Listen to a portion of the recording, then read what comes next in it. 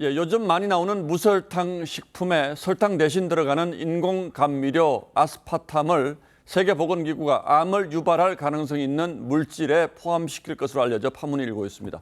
어떤 의미가 있는 건지 따져보겠습니다. 자, 홍영 기자, 세계보건기구가 곧 발표를 한다는 거죠?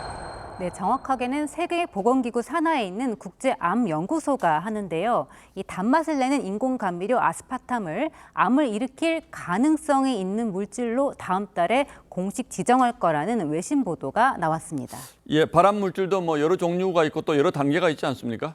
네, 이 발암물질 등급은 5단계로 나뉘는데요. 이 아스파탐은 이 가운데 세 번째인 2B군에 들어갈 것으로 보입니다. 이 1군은 발암물질로 입증이 된 거고 2군은 의심은 되지만 연구가 충분하지 않은 경우입니다. 이 동물 실험 결과가 있느냐 없느냐에 따라서 A와 B로 나뉩니다. 예, 무설탕 제품에 쓰이는 감미료가 여러 종류가 있는데 아스파탐은 주로 어디에 들어가는 겁니까?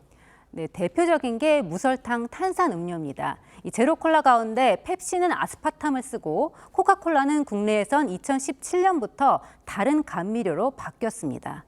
또 요거트류와 무설탕껌, 시리얼, 이 치킨무 같은 절임 식품에도 들어가고요. 또 주류 중에서는 막걸리의 단맛을 낼 때 쓰입니다. 아스파탐은 단맛이 설탕의 200배로 강하면서 칼로리가 거의 없고 이 사카린처럼 쓴 뒷맛도 없습니다. 아스파탐은 7개 식품 유형에 대해서만 사용량을 제한을 하고 있습니다. 어떤 제품이 유통되고 있는 데는 다 파악은 안 되지만 사용할 수 있는 규제, 별도의 사용 기준을 크게 제한하고 있지는 않은 거죠.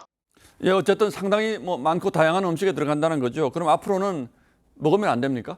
네, 그럴 필요는 없습니다. 이 WHO 등급은 이 해로운 정도가 아니라 얼마나 과학적으로 많이 입증이 되느냐로 나뉩니다. 그래서 1군에는 이 성면과 라돈 같은 유해 물질부터 알코올과 니코틴, 심지어 자외선도 들어갑니다. 2군에는 붉은 고기와 휴대전화의 전자파도 포함됩니다. 그러니까 암을 유발할 가능성이 있는지 확인할 필요가 있다 정도로 보면 됩니다. 예.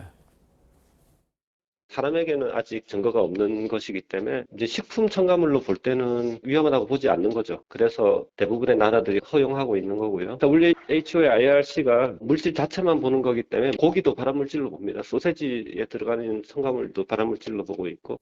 예, 그렇다면 일단 너무 불안해할 필요는 없고 앞으로 연구 결과를 좀 지켜보면 되겠군요. 네, 맞습니다. 이 커피도 1991년에 발암 가능성 등급에 포함됐다가 25년 만인 2016년에 안전한 등급인 이 3군으로 낮아졌습니다. 수많은 연구 결과 커피 섭취가 암을 유발한다는 충분한 근거가 나오지 않았던 겁니다. 자, 그러나 당연히 지금도 너무 많이 섭취하면 좋을 건 없을 테고요. 네, 이 아스파탐의 하루 섭취 허용량은 체중 1kg당 40mg입니다. 이 60kg인 성인이면 제로 탄산 음료를 10캔, 20캔까지는 마셔도 되는 양입니다. 다만 발암물질 등급에 포함되면 아스파탐 섭취량 기준도 바뀔 것으로 보입니다. 식약처도 그때 가서 국내 기준을 다시 마련하겠다고 했습니다. 예, 요즘 특히 무설탕 제품들이 많이 나오는데 좀 챙겨볼 대목들이 있긴 하군요. 홍영 기자, 잘 들었습니다.